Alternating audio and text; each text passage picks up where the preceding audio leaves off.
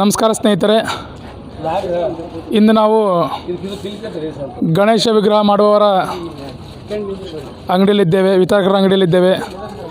ಇಲ್ಲಿ ನೋಡ್ತಾ ಇರ್ಬೋದು ನೀವು, ಜನಗಳೆಲ್ಲ ಬಂದುಬಿಟ್ಟು ಗಣೇಶನ ಮೂರ್ತಿಯನ್ನು ತೆಗೆದುಕೊಂಡು ಹೋಗ್ತಾ ಇದ್ದಾರೆ.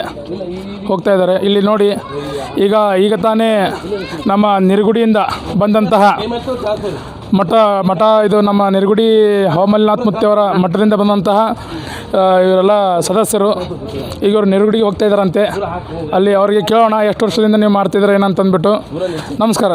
ನಮಸ್ಕಾರ. ನಿಮ್ಮ ಹೆಸರು? ಶಫೀಕ್ ಅಂತಣ್ಣ.